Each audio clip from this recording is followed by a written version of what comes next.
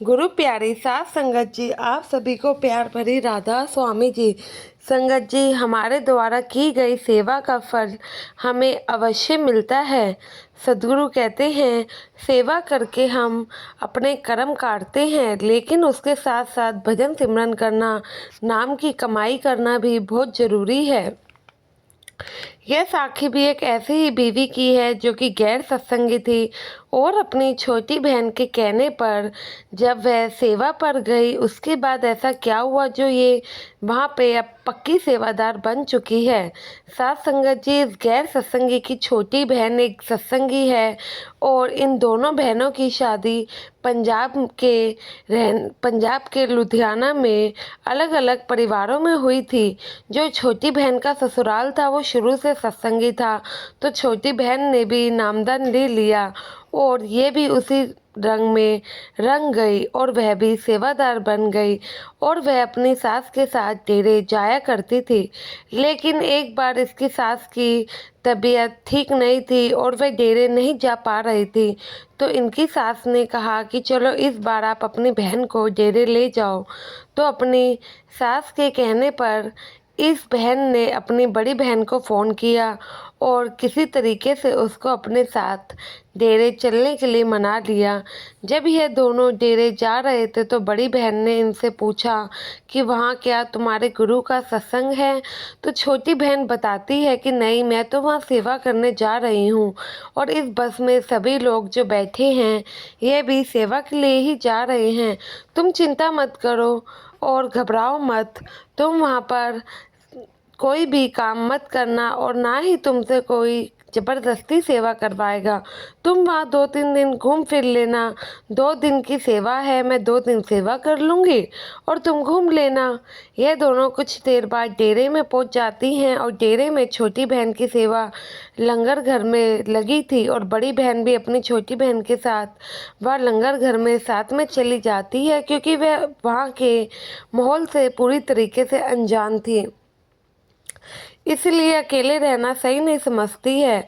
जब वे बहन के साथ जाती है तो बहुत सारे सेवादारों को लगन से सेवा करते हुए देख के बड़ी बहन को खाली बैठे थोड़ी शर्म आती है और थोड़ी देर बाद वहाँ पे जब साफ़ सफाई की सेवा चालू होती है तो वह भी उन लोगों के साथ सेवा शुरू कर देती है और थोड़ी देर सेवा करने के बाद वह अपनी छोटी बहन को बोलकर डेरे में घूमने के लिए चली जाती है। इसके बाद बड़ी बहन ने कोई सेवा नहीं करी।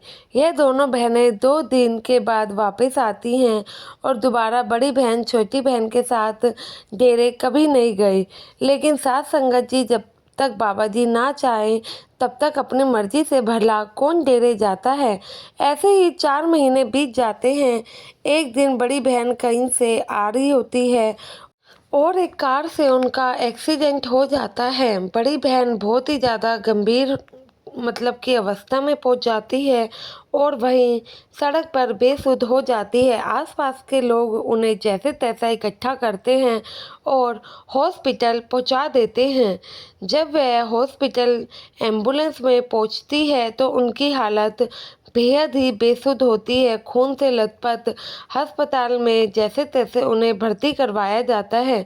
डॉक्टरों ने जब उनकी नब्ज़ चेक करी तो उनको बहुत ज़्यादा ही गंभीर अवस्था लगती है और उनको नहीं लगता कि यह बच पाएंगी, क्योंकि नॉर्मल इंसान की जो नब्ज़ होती है उनसे कई ज़्यादा उनकी नब्ज़ डाउन हो चुकी थी। लेकिन डॉक्टरों ने जब चेक किया कि इस बेबी की नब्ज़ एक बार में 10 से 15 बार चल रही है तो उनको भी समझ नहीं आया और उन्होंने क्लियर कह दिया कि इनका बचना तो मुश्किल लगता है।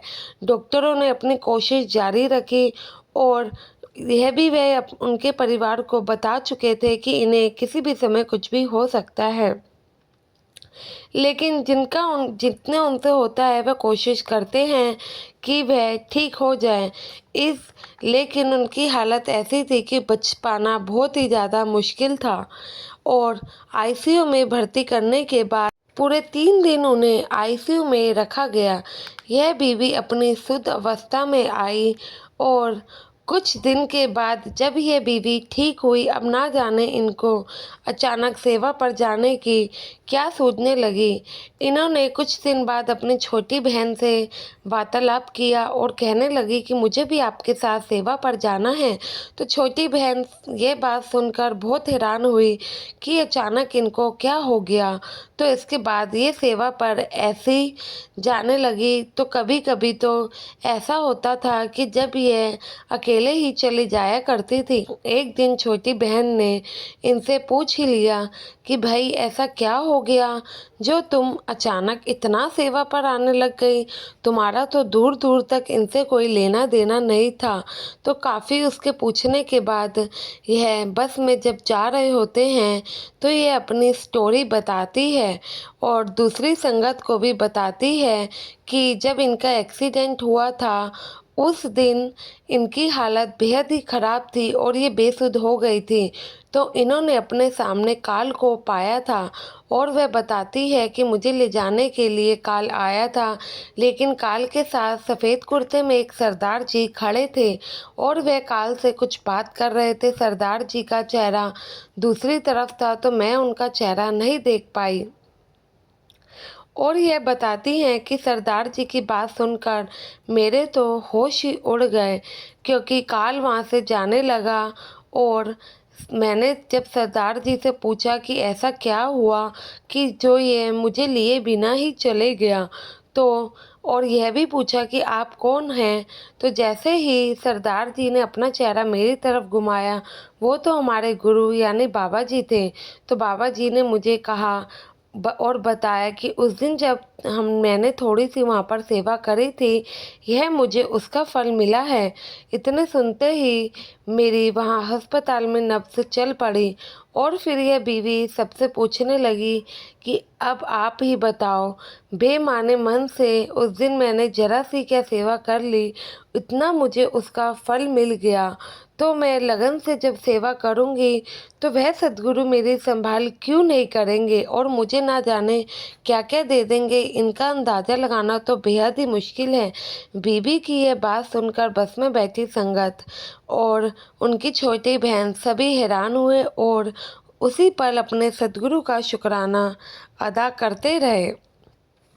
संगत जी, ये बात तो हमने कई बार सुनी है, सेवा के बदले ना जाने सद्गुरु हमें क्या क्या देते हैं। इस बात का पता अगर हमें चल जाए तो हम कभी भी सत्संग घर से घर ही वापस ना आए। लेकिन कभी भी सेवा हमें यह सोचकर नहीं करनी चाहिए इसका फल हमें क्या मिलेगा क्या नहीं। और कभी भी स्वार्थ दिल से सेवा नहीं करनी चाहिए। फल की इच्छा मन में ना ही हो तो अच्छा है। अगर हम सच्ची लगन से बिना किसी स्वार्थ के सेवा करेंगे तो सद्गुरु हमारी संभाल के लिए बैठे हैं। उन्हें पता है कि उन्हें हमारे लिए क्या करना है क्या नहीं। देने वाला सब जानता है कि बच्चों को किस समय पर क्या चीज़ देनी चाहिए।